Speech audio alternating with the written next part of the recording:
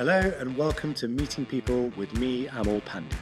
Meeting People is a podcast where I have long conversations with adventurous, rebellious, and sometimes courteous free spirits. Sophie, thank you so much for sparing the time and being with us in this rather extraordinary place. Room. Yeah. We'll give some context on that later, maybe. But why don't I, to kick off, give people context as to why we're talking. So we've got a mutual friend, Mr. Cornell, who put us in touch for the podcast, and he's the godfather of Daisy, your oldest child, your daughter, who is how old now? She's 17. She's 17. And he pointed me in the direction of your blog called Raising Daisy.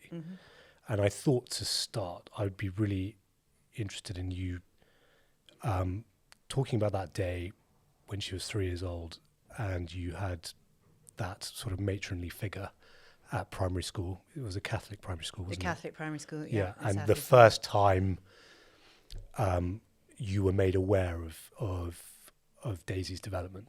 Yeah. So she was a really happy, confident, settled little girl, and she, started school and was fine.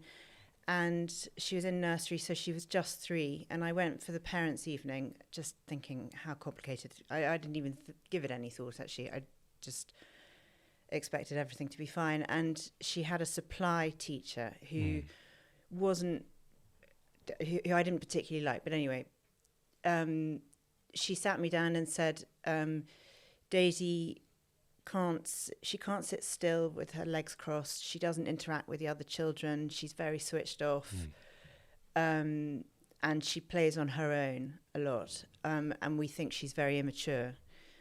And I think I was completely taken aback, and I just got very angry and thinking, how can you, what does it matter if you can't sit down with your legs crossed? And how can you be immature when you're 3? I just don't understand how that can be a thing. So, yeah, I wrote letters to the school complaining and everything else. But actually, later on, when she was finally diagnosed, I realised that this teacher, who was absolutely brilliant, and she had identified Daisy's developmental difficulties. It probably shows an issue with the system, and I think this is really complicated for teachers. We might get into it a bit more later, but how do you tell parents that there's an issue with their children? And parents often respond really badly to it, and if they don't see it, they get quite angry and defensive, which makes it very hard for teachers. So you kind of ignored, at the time you wrote an angry letter, and you kind of like back to normal, because as far as you're aware, she was fun-loving. Yeah, and I had another baby. Mungo, I think, was 18 months at the time. I think I might have been pregnant with Bertie. Life just sort of carried on, and there wasn't really very much I could do. I don't remember being particularly involved in the playground even then with other mothers. I think we operated as our own little unit. So I don't think that Daisy was particularly making friends or seeing people outside school. And the rare occasions that she did, I would find her separate from the other child. Yeah. I usually put that down to the other child rather than blaming Daisy, if you see what I mean. And so no, it wasn't until she was in reception that these conversations continued, and she was put on an independent an individual education plan, an IEP, where they set targets against the child, and the teacher just monitors them. And I think she probably had a bit of extra help from a teaching assistant in the classroom. Yeah. And then, but I can remember having conversations, the teacher saying she's very flat and doesn't have much energy, and I wondered if it was her diet, if she needed, and I knew what she meant. Sometimes if you gave Daisy sugar, she suddenly became a lot more alert. Yeah. But because she was my eldest, I didn't see anything that was particularly alarming. And the real shock for me came when she went in, and in reception, I had said to the Senko, the special needs coordinator, should I be doing more, and she said, no, we don't need to worry any more about this at this stage. So I was sort of still quite relaxed. And then in year one, in the autumn term, I was called in, and we had a meeting with her teacher and the Senko, and there were a few other people, I think. And the rest of the class were all doing spelling tests and times tables, and I was just like, no, there's just absolutely no way. There's no way that Daisy could do this. Right. And that's when it really dropped. The penny really dropped, and I was like, oh, okay, there really is a gulf here. I really loved her year one teacher. And she was, sorry, year one is year one, 5. So she must have been 5. Yeah, exactly. And so after that meeting, I can't remember what we agreed, but after that meeting, I went to talk to her teacher, who was a young Irishman called Mr. Dervin, who I really liked. He was so nice. And I said, look, are you telling me everything that you think? Because if I don't know, there's nothing I can do to help. And he just said, I don't know. I'm not qualified to say this, but I think there's a possibility she could have autism. I was like, whoa. And that was the first time that anyone had, even now, it's an extraordinary, the impact it has on you. And even now it can make me quite tearful. Anyway, literally that weekend, we were staying with friends, and I've got a friend who was a pediatric neurologist at St. Thomas's. And I just told her what had been going on, and she observed Daisy just playing that weekend, and she was like, yeah, you definitely need this. And she was brilliant. She said, I'm going to put you need to go to your GP, you need to get a referral, I'm going to get you bumped up the list at St. Thomas's. You need to do something called ABA, which is called Applied Behavioural Analysis. Right. So she sort of threw all of this stuff at me, and it was just, whoa.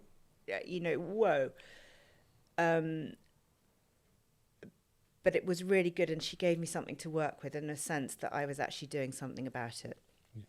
So really quite quickly, Daisy got an appointment at the Newcomen Centre at Guy's and Thomas's, and she had a multidisciplinary assessment. And then quite labour intensive, isn't it? There's sort of like 4 doctors assessing that. So it's tough, the meeting. Yeah. And actually, someone who read Raising Daisy was going through exactly the same process as me with her 6-year-old daughter, but 15 years later. And so it's a 5-hour, you're told it's going to be 5 hours. So they have 3 hours assessing Daisy, and that's, you've got a paediatrician, an occupational therapist, a speech and language therapist, and there was someone else, but I can't remember who. And then I was interviewed during that time by someone else. This is really intensive, long questionnaire that I had to go through, and it makes you think about everything that you've seen that hadn't really worried me, but I think it must indicate something to them. You can't really tie it all together at that point. It's unstructured. Yeah, and little things like, I've been asked so many times about Daisy's birth. I still have no idea if anyone knows whether or not that is directly related to a diagnosis. I don't know. That was hard. So that was 3 hours of being interviewed, and I went on my own. I don't know why. I didn't think about taking Damien, and then they brought her out, and we had a sort of half an hour break while they chatted, and then we sat, and they gave me a sort of a verbal diagnosis, and they basically said, we're going to they described what they'd seen, and then they said, we're going to give her a diagnosis of autism. We're not completely convinced that she meets all the criteria, but you will get more help if you have a diagnosis. Okay. So I think there's something called the triad of impairments. I don't know if they still use the same diagnostic criteria, and someone has to meet all those 3 things. Can you remember what they are? They are communication, social interaction, and imagination. Okay. So, and the speech and language therapist said to me, I mean, he was absolutely brutal in his delivery. He was brilliant but brutal, and so it's quite a lot to take on. But he said she had very poor social communication skills, very poor imagination, and what was the other thing? She's got and she had sensory processing disorder. Right. Okay. So wow. And at this point in time, are you? We'll come back to Daisy, but let's talk about, from my bias as a new parent, how are you feeling as a parent? How are you feeling? Are you questioning yourself? What have I done? What is this my fault? Or at the time, you're just hit by this information, or are you just still trying to get an answer? I think it's quite hard to remember, but I think it just sent me reeling. Yeah. And I'm not saying there's anything to be at fault for, just to be clear. It's more about... No, I think you definitely... I definitely wonder sometimes, we don't know why people have autism. But then... And it's easy to blame yourself. But I think, actually, if you look at the numbers of people and the people that I've met, it's no one's fault. It's just I don't know if it's genetic. I don't know if it's environmental. We don't know.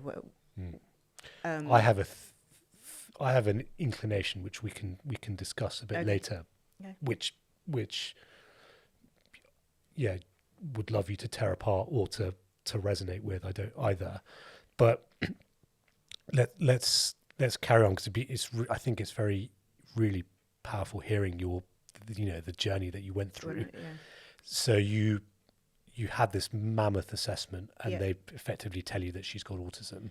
Yeah. What's next as a parent? What do you do to kind of give her what she needs to thrive? Well, it's so weird because in a way, everything carries on as normal. It's just daily life. And at home days, you wouldn't think she's just Daisy. Didn't notice that anything was wrong. It was just her, and so especially at that age because she was so young. So we got a written report, which was, I think we've probably got that about 10 days, 2 weeks later, which was brilliant. And it still stands today. I still use it. One of the best things was the quality of the diagnosis that we got. And the OT, they prioritised Daisy's needs for me. So they said OT was the key thing that she needed, occupational therapy, which I might talk about a bit. I mean, at the time, I thought occupational therapy was having a good chair to sit at a desk, or, perhaps being able to do more functional things like cutting food. But it's so much more than that, and it's done so much for Daisy. But I've lost my train of thought now. So the occupational therapist went to see Daisy in school, and gave recommendations to her teachers that would help her in the classroom, and then came to see us at home, and just explained the diagnosis more to me. Yeah, this is really hard to actually understand. So you get this word autism, but its meaning is absolutely meaningless. And you think, how does that? I don't understand how you can see this. I couldn't understand how they could tell me that Daisy had a really poor imagination. Yeah.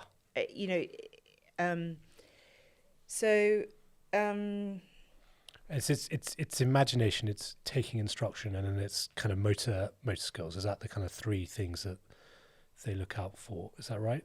The triad of impairments is communication. So you're verbal, if you're verbal or non-verbal, and the quality of your speech. So Daisy's speech, for example, she had quite good language skills. So she knew the words, but the content of her speech was random and off, and it could be very repetitive. She had favourite subjects.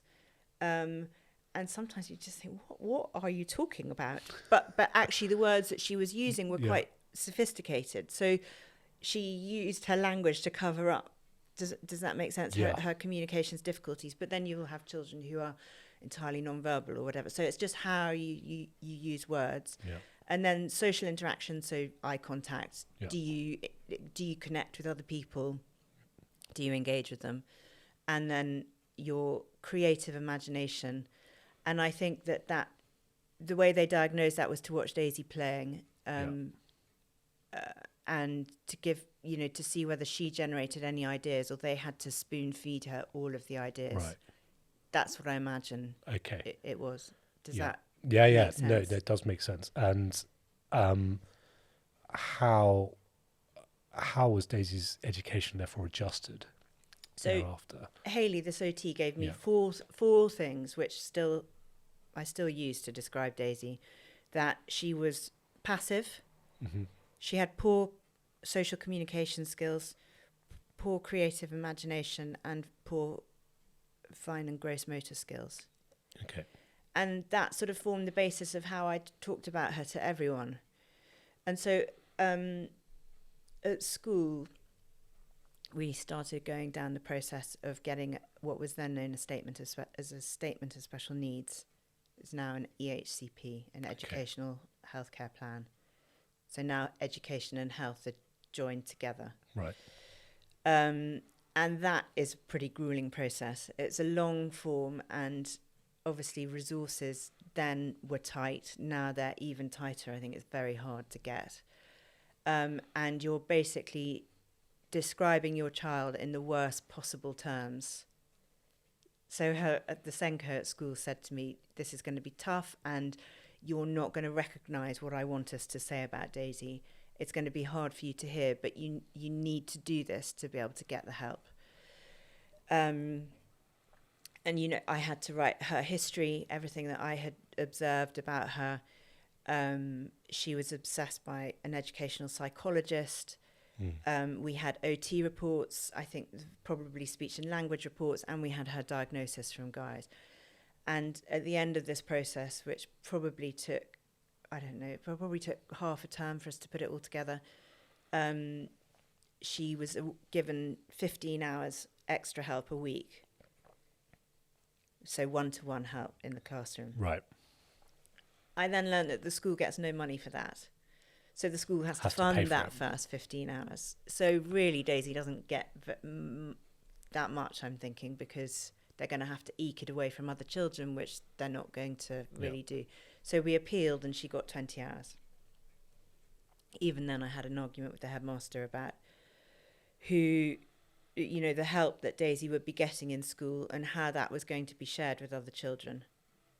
Because it's up to the school how they spend that money, which I felt quite aggrieved at the time, because I had put so much into getting support for the school. Anyway, I sort of quickly worked out that you need to work with the school. There's no point in going up against them. And so I definitely learnt to compromise. What I thought Daisy should have, she wouldn't necessarily get. That didn't mean that I wouldn't ask for it, but it was a constant fight. But on the whole, her primary school was amazing. Yeah, and getting the diagnosis is important, right? If you don't know, then I think it's so important, and it describes Daisy to you. So her full diagnosis was autism, a mild learning difficulty, and developmental coordination disorder. Okay. And she also has something called cyclical vomiting, so she's sick every 2 weeks. That's meaningless as a parent. You don't understand what any of those things mean for your child. And someone with autism, you can have such different presentations of autism. So to have it broken down and to have your child described and to understand what they struggle with and what their strengths are, it's just critical. Otherwise, their behaviour makes no sense to you at all, and you get cross about things that they do when it's not their fault. Do you know, as a parent, it's a real learning curve to understand. Yeah, and it must be so hard to disentangle what is just irritating child behaviour, stop being a child, grow up a bit or whatever, versus this is part of your diagnosis. Completely. And then as she got older, what do you push on and what do you hold back on? Because, there are things that she finds really difficult, and it's not fair to hold her to the same criteria as everyone else. But at the same time, she's got to learn to function. You know, I want her to have a successful life, and so she does need to be pushed. So it's finding that balance all the time. And I'm sure we got it wrong. I'm sure Daisy will tell you we got it wrong all the time. But you learn and gradually your child makes more, or anyway, for me, Daisy made more and more sense. And the more people she worked with and the more people explained things to me. Yeah. And they're quite complicated biological or physiological, I don't know how you describe them. They're quite complicated processes that you have to understand. You know, I had no idea that whether or not you crawled, you know, the stages of development that you have to go through, and you have to crawl, you have to roll, and you have to sit up, and you have to crawl, but using the right order of your you know, and people can tell so much from all of that. Anyway, my challenge for me is that I kind of am very skeptical of this research, or, you know, this is, if you're not crawling at this age, you're behind, or if you're, you know, this is a checkbox for that. And so I think that's fine. I would have been exactly the same. And I was, this is a nonsense. You know, I grew up in you know, at a time when this sort of thing just didn't enter anyone's head, and we didn't have the level of information that, or it wasn't applied in that way. She's 3. Just, you know, get off my case. What are you talking about? She's fine. Yeah. She's going to catch up. It's going to be fine. No, I was exactly the same. So I think that attitude is fine until you've got a child that falls beneath that, and they really are affected. So it sounds like the diagnosis the actual getting a diagnosis process is very robust. You've got 4 people. You've got people. It takes 5 hours. You're grilled. She's observed by 3 professionals, but it's getting there. Knowing that, is that right? Are there many people who just are undiagnosed, even having they would remain undiagnosed if they had gone through that process? No, I don't. I think if you've gone through that process, you would know what was going on. But I think you have to be quite serious to get to that place. And no, I think that the diagnostic process now, my observation is that it's completely unethical. Oh, wow. Okay. I think that parents can influence it either way, so they can say my child has this, or they don't, and they can influence it in ways that they shouldn't be able to. I think I think far too many people are being diagnosed. Go for it. Yeah. I don't know if I think far too many people. It's not for me to say that, but I think that it's There's definitely look. We will come on to the macro mental health discussion for sure. I'd love to just come back to Daisy. Quick. Can you talk about her education, therefore, post-diagnosis, after you've had these battles and are now conciliatory and working with the schools, and how she's nearly finishing school now. So now that you entered steady state, what's it been like for her, and what is she kind of, where does she get excitement, where does she thrive? I know she's got a phenomenal memory, and she loves watching Friends, and she does lots of normal things that all of us do. And I've just done something and said the word normal, which I'm going to... No, don't worry, that's fine. People. Okay, so in primary school, she had a teaching assistant, and she had a lot of support in the classroom, and that teaching assistant also worked with other children, so she had other groups that she worked with. And I used to get very cross about this, thinking it's Daisy's resource, it shouldn't be shared. But actually, she really benefited because she was doing things with friends, which was important. Right. It was really, really important. So she was fine until year 5. And then year 6 in the state system, so you with me on age, so we're talking about 10 or 11, right. They have SATs, which is how the government measures the performance of a primary school. Right. So they don't matter to the child in the slightest, but they really do matter to the school. and she was at an outstanding school, and so they really ramped up the pressure. And Daisy, when she's under excess pressure, really doesn't perform well, and her cyclical vomiting got much worse. So she was out of school a lot. And in the end, after a fight with school, I got her taken out of SATs, and she just used to go and do gardening and things like that with year 2 children, and she was much happier and it's fine. She was well again. Her primary school was adamant that she should stay in mainstream education. Why do you think that is? I suspect because the schools in Lambeth, which is where we live, the special schools in Lambeth were completely wrong for Daisy, and for children with much more severe needs.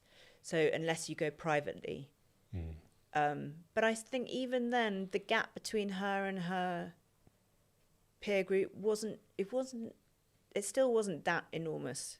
And I think that they thought that she would be able to, with a bit of pushing, do this dreaded exams that they think are important and matter to them. I think the first time someone said that she might not do GCSEs, and you go through stages, you sort of catch up with where she was, and then someone would make another prediction about the future, and I would gulp. And I think someone maybe around year 4, year 5 said, I don't know if she'll do GCSEs, and thinking, oh, wow, it's quite, it took me a long time. You always think that your child is going to, you'll get there. Yeah.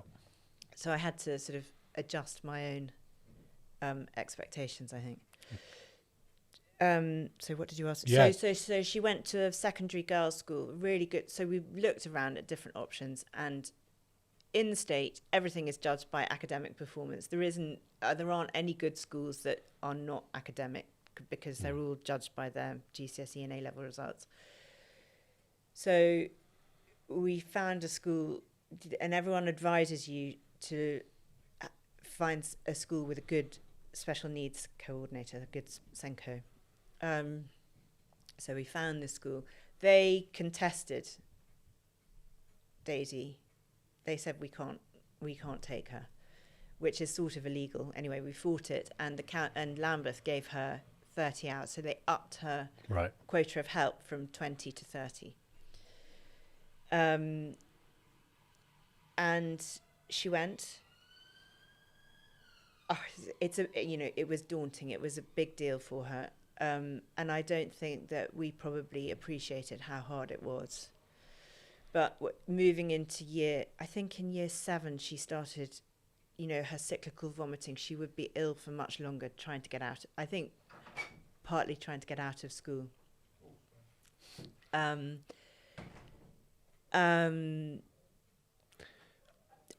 so we by the summer term, I think it was year 7, we had to. She was put on a part-time timetable, right, to manage her emotionally. And what was it about school in particular? Was it the social side? Was it the rote learning? Was it the sitting in class and mindlessly following instructions? And I think so. The journey to school she was commuting into Victoria, which she did with us, but all of all children from 11 onwards in London go by themselves on public transport. But we took her. I think it's the number of people, the sheer size of the school. And you're very young when you're 11 and you're at school with 18-year-olds. I think it was the pace of and the difficulty of the curriculum that she was completely out of her depth with. And I think gradually the gap between her and her peer group started to widen. She had a really good, this amazing little girl who helped her a lot to begin with, but then by year 8, year 9, she was naturally starting to spread her wings and leaving Daisy behind. And I think Daisy found that very difficult. And so I think she was about to go into year 9. And this is 13, 14, was it? Year 9 is 13, 14, when girls become quite challenged. It's quite a challenging year for girls. I think they've become quite difficult socially, and that for someone with communications difficulties anyway is difficult. It becomes really hard. And I think we were just hitting COVID as well, and so I think that's when the realization dropped that we needed to move her to a special school. Okay. So I looked around schools in Lambeth. There were 3 of them, and none of them, they were very, very male. Right. The ethnic mix, am I allowed to say that? Is she probably would have been the only white British girl in her in and there's nothing wrong with that, but I think it would have made things harder for her. Things that are already hard, even harder. Yeah. And so I felt very strongly that was not an option. And then I looked at this school. I looked at lots of schools, but this school, Blossom House in West London. And I had a meeting with the speech and language therapist, and everything they said to me made complete sense about Daisy. And I mean, that's what I went with. So that's what I went. They totally understood her from observing her and from her diagnosis. And it just felt, other schools had said, we don't take children with autism, the most ridiculous thing to say. And they just didn't show any sort of alignment with Daisy. Yeah. And there's no point in forcing a situation. I would rather have kept her at home and educated her at home than put her into another environment that just really didn't suit her. And Blossom was, she started up, we had to go through tribunal. That's a whole another story. God, it's been one journey, hasn't it? Yeah. I'm sorry.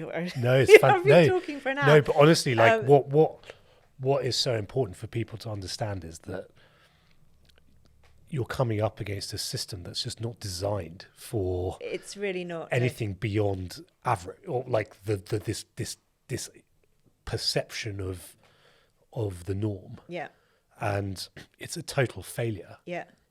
Which I hope conversations like this will kind of do a small part to sort of over time address. But you're getting across this everything's a battle. And it's a fight, and it doesn't have to be. And I think I was thinking on the way here, what's really, really so unfair is that your child's life chances depend on your financial situation and your ability to articulate an argument, and so and to push and fight and to know how to work the system.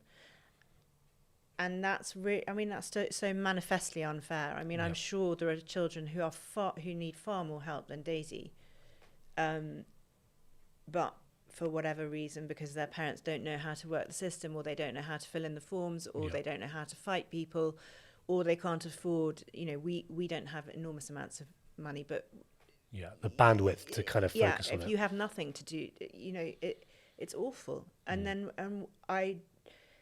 it makes me feel sick thinking about how your options and your choices narrow for your child. But you got through the tribunal. So we went to tribunal, and that's a whole different thing. You have to get a lot of reports. It's a really expensive process to go through. We used lawyers who were amazing, and you're really nervous because if you don't get what you want, you don't know what the hell you're going to do with your child, and so you need lawyers to get you need lawyers to get your daughter into school. It's like, and the word like tribunal. This is all kind of criminal justice sort of type language. There's a firm. They're called Sen Legal, Special Education Needs Legal, and the woman Melinda who handled our case, and she set them up. She set up the company 20 years ago when she had to fight for her own son. And she was amazing. And she just said, just do what I say and you'll be fine. Which involved using her educational psychologist, occupational therapist, speech and language therapist, all of them to get reports and assessments on Daisy. So, and what's so frustrating about it, I think, is that the lawyer that Lambeth put up in the end was not briefed. it's such a scandal because the council is fighting these cases all the time, but they can't win them. And that money should be used in such a much better way than it is now. Anyway, they are in the cycle that they're in, and that's the way it will keep going. And it's hard to, with the education system, what you were saying, it's hard to see how it's going to change because we just don't have the resource to put into it to make it specialised. Well, my inclination is it's not a resource issue. It's a culture and mindset problem. Resources are obviously scarce, but the fact that there isn't this tolerance of the challenge, I guess, with something like autism, and correct me if I'm wrong, is that there's no one set of one size fits all. Some autistic children will have some things, others will have others, and so if you're a school that any education establishment, private, public, whatever it is, that's just you want a scalable operating system that is as widely utilizable across as many kids as possible without deviating from that. But if I look at my children's state school now, they've got classes of over 30 and they've got to get them through GCSEs. They just simply don't have, as it is, they're scraping the barrel for money. They just simply don't have the money to be able to. I agree with you. I think there is a whole mindset thing, and there is an ideal solution which could be much better. Yeah. But I don't know if mainstream school is where Daisy really should have been. And she ended up at Blossom, where she was in a class of 5. She had the most amazing teacher who just transformed everything. And I think in retrospect, she was quite traumatized from her experience at secondary school. In a way, I think it's really good that she did it. Yeah. Because it gave her an experience that she can refer back to now. Whereas if she'd gone when she was younger, she wouldn't have had that experience, and it might be harder to get back into that. But I do think it was quite traumatic. I certainly found it really I found it really hard. It was awful. And how's she doing now? So now, am I skipping over some important stuff? No. So she had, no, I don't think so. So she had a sort of 18 months at Blossom House, and then she went into the senior school, and she's now part-time at college doing animal care and part-time at Blossom House. So she's in her second year of doing that, which means that she gets to sort of level 2. I don't know if that means, it doesn't mean anything to me. She's on a totally different trajectory. And she's managed really well with that. But I don't think educational environments she's not suited to them. I think they make her very anxious. Yeah. She doesn't find them easy. She operates so much better out of them. And she doesn't want to work with animals, so she doesn't. She doesn't want to work with animals, no. so she always liked dogs, right? She loves I think mucking out all day or whatever is not what she wants to be doing. So she's going to stop, and we're going to do. She's got one more year at school, so she'll be doing therapies in school and work placements outside school. So it's really teaching her to work and supporting her in a working environment so she can do things that she wants to do. Yeah. And I think her environment is much more important than what she's doing, or at least as important. So she, being in a big organisation with lots of people is not the right place for her. She needs to be in small, cosy, friendly places. I think people elide or confuse education and learning as the same thing. Formal education and learning and being curious and expanding yourself as what is education. It's not turning up with 30 other people and taking exams, and it is for some people, and you've got to go through it. But I think there's lots of us who just, you used the term earlier, independent education plan. Yeah. In an ideal world, I think everyone should have that. Would have that. Once we can crack this nut of there's no one size fits all, and maybe some people are good in big groups and that's how they're going to thrive and learn, and they need to feed off that. Other people need to be in more intimate settings for certain subjects. It's just like when we're not even like scratching the surface. And I hope that if we can change our mindset with things like autism, we can be on the journey over time to getting that to getting that in place. I just don't see how I mean, maybe I'm too steeped in the system and not thinking creatively enough. I just don't see how the system as it stands now is going to be able to. And already this year, friends of mine who are trying to get their child into secondary school, they're so oversubscribed, and so they're not getting their first choices. I mean, the system is really creaking, and London is so expensive that teachers can't afford to live here. There's so many issues going on for them. Yeah, I'm not going to bore listeners with Georgism, which I'm going to save for future episodes. Okay. But I think, I absolutely agree. Education with a capital E needs to be torn apart, redone, because it's based on a 19th century factory floor model. You got the bell, you clock in. Yeah.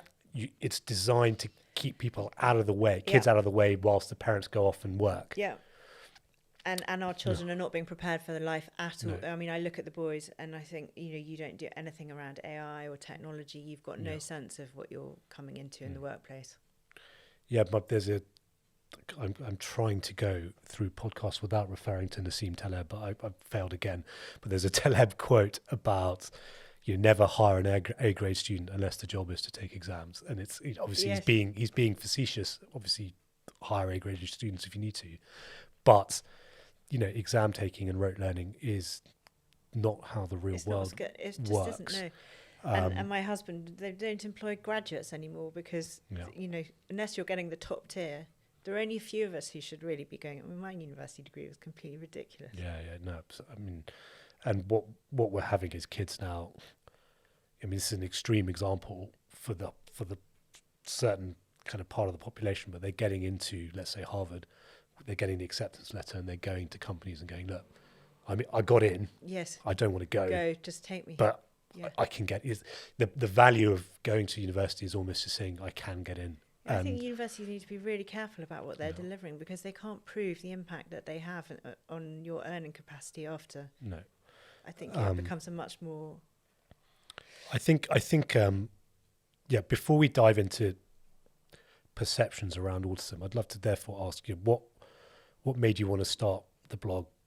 Is it Substack Medium? It's on Substack. Substack yes. It's Raising Daisy. What made you want to start that? So I think a few things, but I think the most important thing is the importance of diagnosis, particularly in younger children. Because if I look at Daisy, she is unrecognisable now, today, than from the child that she was when she was first diagnosed. In what way? Sorry. Oh, if you met her, you wouldn't know. I mean, she's funny, she's engaged, she's motivated, she's lovely, she's awesome. I mean, she's always been awesome, but I know I'm her mum, but she's great. And she can be more of herself. She can be more of herself. She's babysitting. She earns quite a lot of money babysitting. She sells all her clothes on Vinted. It's really difficult because I talk about her in such a negative way, and the difficulties and challenges she's had, but she's incredibly resilient. She has had to work. It's been hard for me, but it's been much harder for her, and some of the things that she's had to go through and she experiences. And I think to your point about education, if you don't go down the mainstream, it's very difficult because you're watching all your contemporaries doing this thing in your teenage years when you're feeling, you've got all your teenage feelings anyway, and you're doing something totally different. And that makes it very difficult to connect with them. You already feel separated and isolated. And when we set so much store by exam results, if you're never going to get those exam results, that's quite a difficult thing to be aware of. Yeah, and we intuitively, because life's complicated enough as it is, want to follow the path of least resistance. And maybe you'd prefer your teenager not to be expelled or whatever it is, or take up smoking, or because it makes your life easier. Signs, Exactly. I think Yeah. the girls that just stick their hands up. Sorry, I always use girls as an example, but who just and do as they're told. You want a bit of punch and a bit of fight in a child. Yeah. Well, that's the kind of core theme of this podcast, and I always go back to that Picasso quote. Well, Picasso wasn't a very nice man, but one thing he said which resonates is all children are artists. It's, can you keep them that way? Yes, and when their they grow up? creativity. Yeah. And we kind of smother. Well, Orwell's got a great turn of phrase called smother. Most people are smothered by drudgery. Yes. Because It's your so reflects true. reflects You're your beaten down, aren't yeah. you? Yeah. And how have you found the process of writing the blog? Has it been cathartic? Has it been introspective? Have you learned things that you didn't realize you knew in your head from putting it to paper? So I think the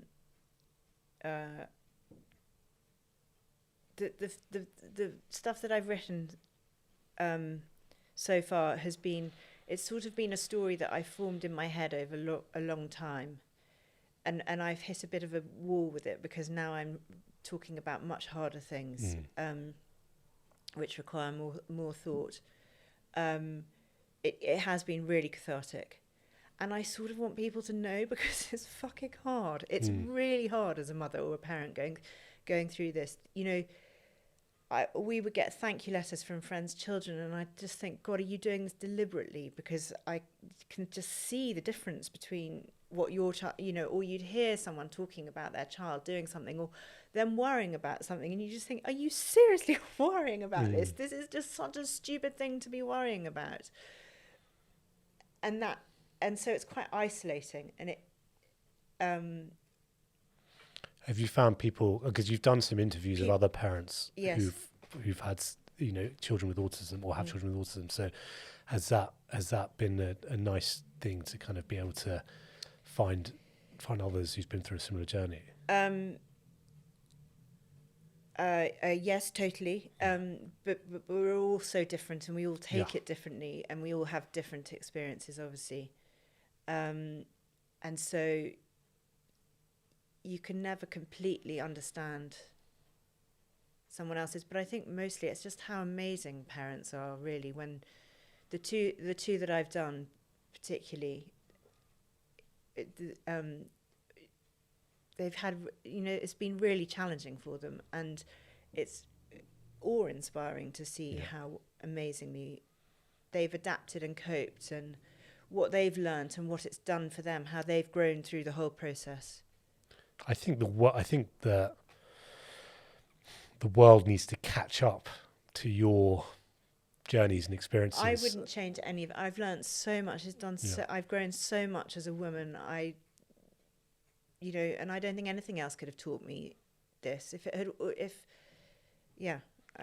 Okay, so it's totally changed me. Here's my some of the things that the sense of frustration I got from some of the experiences that you've been through. Here's my take. It's the full term is autism spectrum disorder, right? And it's classified as a disability. Is it? I don't think it's a disorder or disability at all. No. It is it is something. Different. Yeah. And we need to stop thinking of it as that. And I was kind of scratching my head about this. There has to be some sort of evolutionary rationale to people with why it's happening. People with autism existing, and maybe there are things that in your environment or your nurture that have triggered them. Maybe you were born with it. Who knows? But have you heard of the explore exploit trade-off that bees have? Have you heard about this? No. So it's fascinating. 20% of bees in a hive or a population do not obey the waggle dance, and the waggle dance is where bees tell each other where the pollen is. Okay. So 80% of bees do the waggle dance, and they exploit. 20% of bees go off and have low hit rate, low success, but high impact journeys that they ignore the other bees and they go off, because if everyone just exploited, the hive would run out of pollen and it would die. Okay. So you needed some people who just didn't pick, to translate it to human terms, didn't pick up on social cues or weren't overly obsessed about social context. Yeah. So that the hive could survive and find new sources of pollen. Yeah. New sources of thriving. Yeah. And I feel like, we equate normal with majority. So the higher percentage of a population is a certain way, that is normal. And that's maybe a standalone normal, but over time, over cycles of survival, evolutionary survival, normal is actually everyone. Because you need the explorers and and I'm not saying the difference to push push normal. To see things in a different and so there's two reasons why I don't think it's disability. One is that both you and Damien have said, like, I've learned so much from Daisy, and I remember reading, who was the other, apparently Henning and Irene's son Jesper. Yeah. We learned a lot from him because he thinks and behaves not like us. It's just another way of being a human. Yeah. They were extraordinary, those two.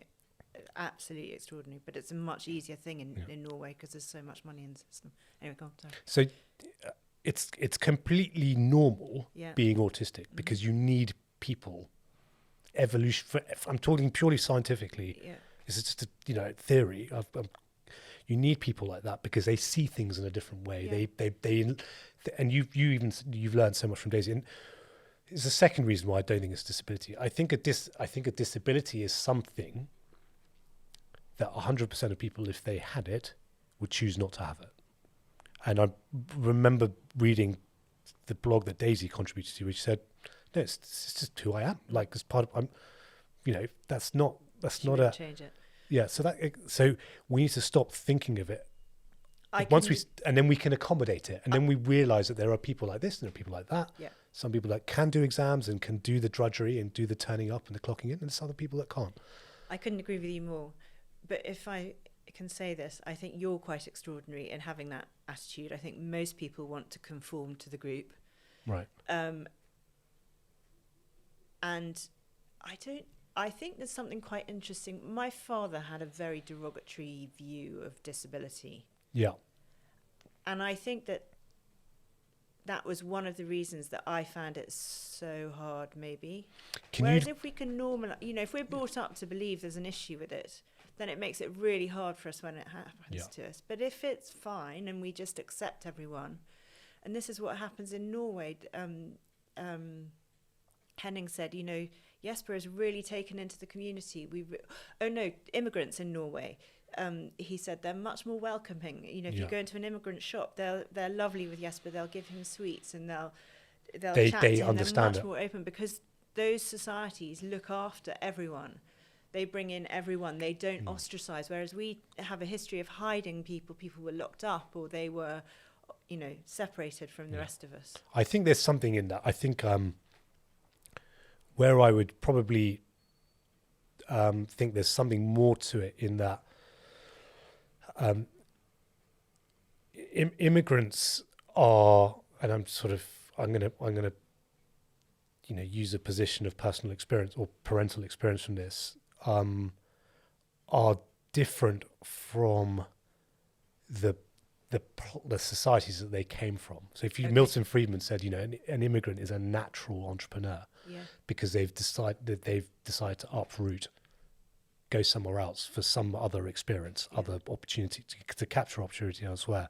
And so I think they've got that entrepreneurial streak, or they see things differently anyway. And so they can spot someone else who sees things differently and they chime and resonate. So maybe it's not where they're from.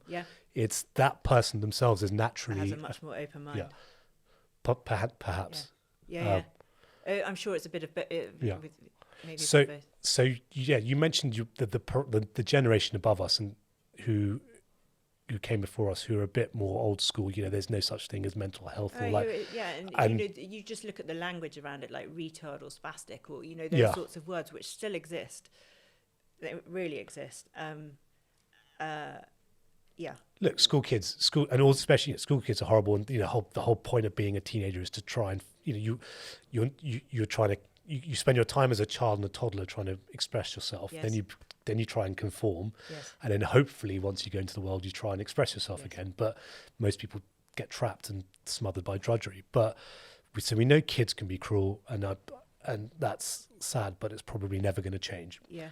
What was interesting was some of the terminology that I don't know if it was Damien's dad or your dad or someone, so forgive me, but like, there's 3 or 4 things you listed, which would be, if you can remember, would be really useful to, like, one was like, oh, so-and-so's kids got autism and they're way worse than Sophie, so don't worry. Or like, at least it's not that bad. Or that was one of them. The other one was, can you remember the I can't remember the list. But I think I was might have been a bit ranty. I Yeah. sort of don't want to criticise other people because No. on the whole, most people have been it's an completely education, wonderful. right? But still, people will say things to you that you just think, "Ooh, that's quite." But I'm sure I do it to other people as well. It's a natural thing. I'm just particularly sensitive around this. But I think I don't know. People always underestimate Daisy, but that's probably because of the way I talk about her. I can't remember what else I had on my list. But it's things that I would have thought or said, or I said it earlier, like, I cut it, and I've got on my notes, please interrupt me or tell me if I've made a classic mistake. No. I have. No, you haven't. But because we create, we're all tribal, and it generally doesn't do you any favors not to take social cues, whether it's in the village, in the cave, or today. I think it. Yes. But you need people who what was the can you. Well, you've got people like Einstein. I mean, in history, if you look at people who we think had autism, they're responsible for all the big developments. And so, yes, you need the autistic. We need the autistic brain to develop. Temple Grandin, have you ever come across her? Only through can you just explain to people who she? I went through the link that you kindly put in your blog, and I started doing a deep dive. But can you tell? So she was she's an American woman. She's quite old now. Sort of in her 80s, I think, and she was severely autistic, very clever, and had really quite profound sensory needs. She couldn't bear being hugged. She also had an extremely supportive mother and aunt who taught her everything. So I think things like her facial expressions, and bear in mind she was a child in the 50s, so it was quite unusual for her sympathy. To have that, and her aunt explained to her that she wasn't smiling, and she thought she was smiling. It was that sort of help that she got, but she hated being hugged by others. She hated human contact.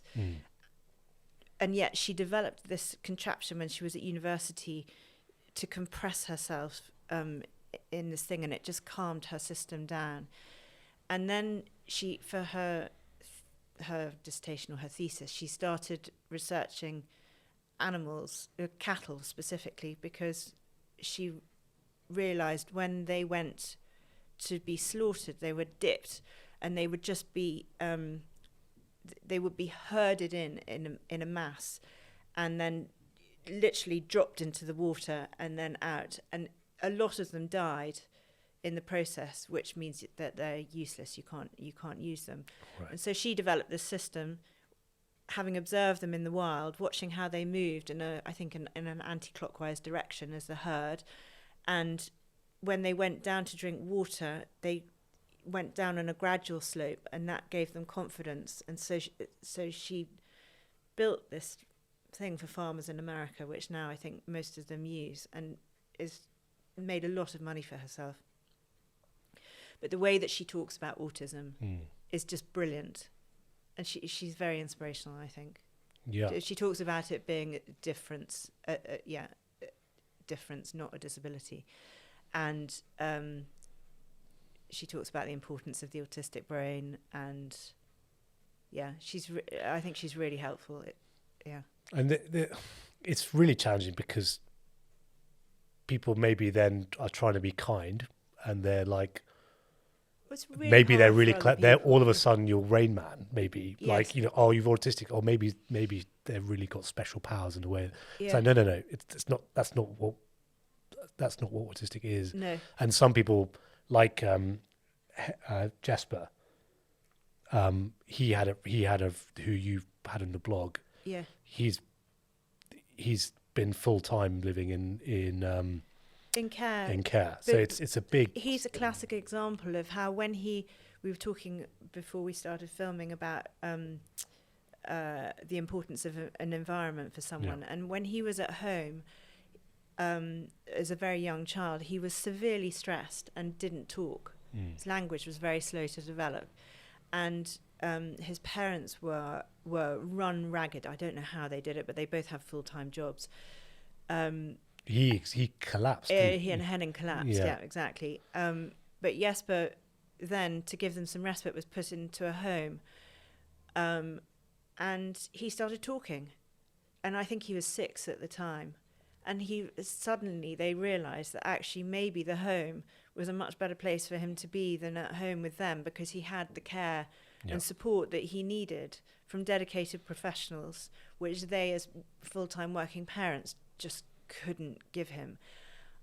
I can't begin to imagine how awful. And I think Irene talked in that interview about how she feels this profound sense of guilt that she doesn't have him at home. Yeah.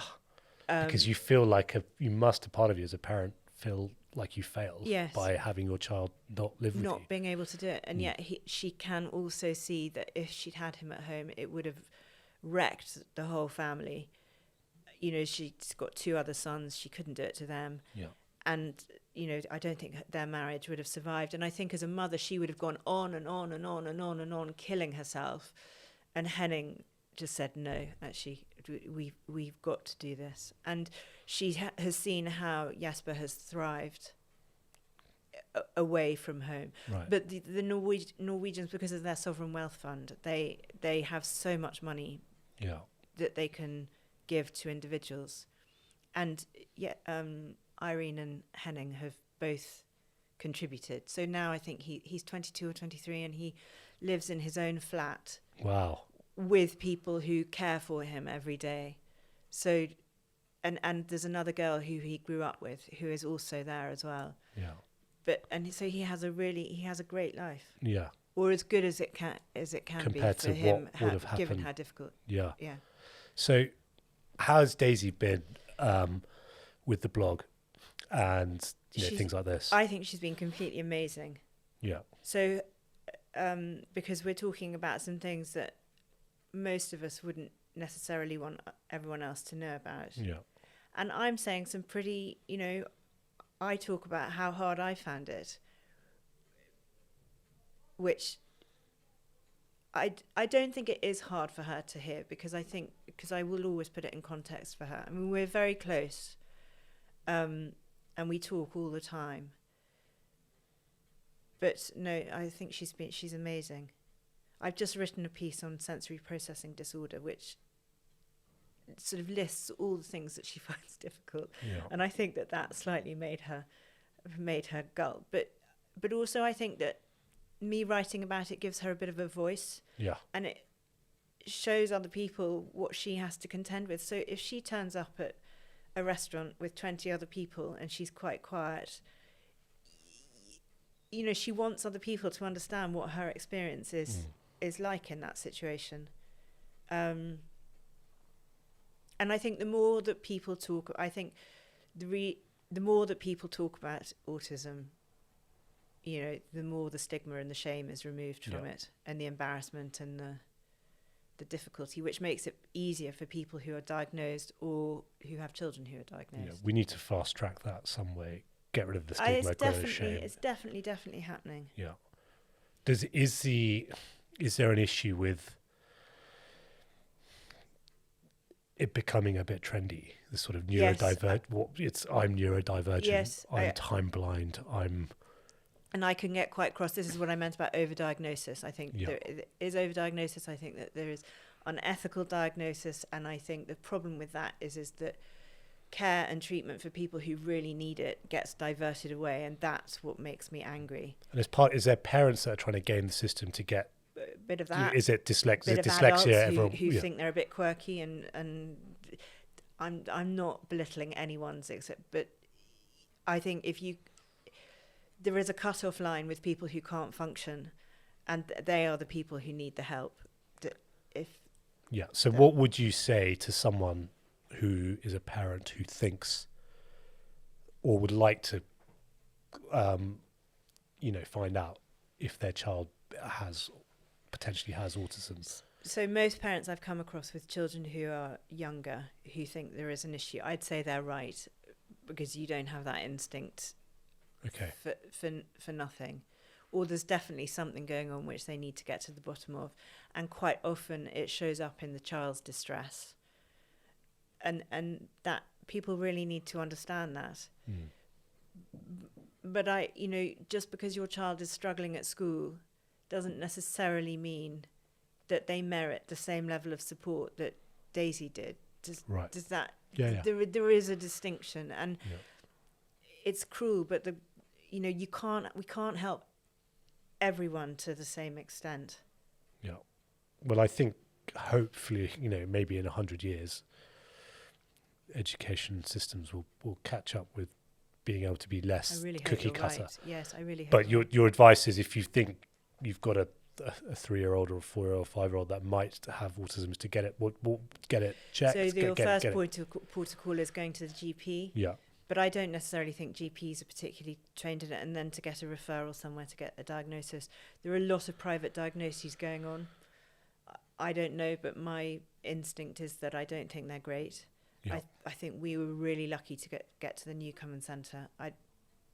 And really what you want is as much information and detail about your child and how to help them. Sounds the process you went through sounds very robust. It was brilliant, and they're a special autism part of Guy's and Thomas's, and they were amazing. Yeah, they were amazing. So I tell you what gives me hope is that, let's take the the concept of, or the term, the workplace. Now, people today in 2024, people have very different workplaces. Some people code out of their garage, some people travel, some people are in a cubicle processing insurance claims, or are working remotely, and so the workplaces are really divergent set of things. But the term the workplace conjures up this image of drudgery, right? Yes. Of like the average of all of those things that no longer, I think, exists. Really, like you can be a friend of mine who's got a daughter who's 18, 19. She's terrible at exams, but phenomenally good at drawing. Okay. And may just skip uni, go work somewhere like Pixar or something like that, and amazing. be something. That's what she wants to do. Yeah. But like, it's not like a given. You got to go to university. You got to go grad scheme. You got to go whatever. Do your time at McKinsey, and then maybe once you've pocketed your mortgage, you can think about expressing yourself as a brand designer. And that's still a route, I think, isn't it? But there are other. And so, the education carries on through your whole life, and learning carries on through your whole life. And so I hope that formal education for children will have to just, because it's creaking, as you say, at the seams, and is just cannot continue as it is. We'll have to, and throwing money at the problem isn't going to help, because it'll just swallow and swallow. I think it'll have to just rewrite itself and adjust to this new future that prepares people properly for the world and these kind of divergent ways of expressing yourself. And that way, I think, hopefully, you'll be further down the road to every child having an IEP or anyone in school. Education at the moment is going down. You have to fit into these parallel lines. And, Yeah. you know, Mungo, my son, is dyslexic, but he is not bad enough to get any help in school. He hates school, but he has to do it. Yeah. Whereas Bertie is quite clever, loves it. It's just born for school. And you Yeah. have children like that and children and not. And I can't remember where I was going, Yeah, going but like, with this. But you're, if you can make your choices early on, then it's so hard as well, though, isn't it? Because a child develops while they're at school, so you don't want to be forced into making choices too soon. And making interventions that are just partly of getting in the way of just growing up and learning to navigate. And sometimes the world. it's good to stick at something you don't really enjoy. Oh, it's so hard. It's so tough, isn't it? It's a really difficult one to answer. But I think your thing about, and I realise this now, this thing about education being a lifelong thing, what you're really wanting to teach children is to carry on educating themselves and broadening what they can do and learning. And I imagine that's what the next generation is going to have to do, because their jobs are going to change so quickly in a way that we didn't have to adapt to. Yeah, I was reading there's this marketing advertising guru called Rory Sutherland. Yes, who goes, and so he's got these he's got a wonderful book called Alchemy, but he also writes something called The Wiki Man, and one from like 12, 13 years ago, he was talking to a very kind of inspirational friend of his, and they were having drinks, and they going around the table. If there's one thing you could give your child, what would it be? And one person goes, enough to, get a mortgage, or enough to kind of go to whatever university they want. And then he went to this, the inspirational guy went, if there's one thing I could give my child, it would be a sense of wonder, and to retain that. And that's hopefully enough to kind of see us through. Sustain us, sustain us, rather than let it, right, this is me now, this is my lot, I'm done, I'm going to keep going, it's doing the garden, or it's going on nice holidays, or, whatever it might be.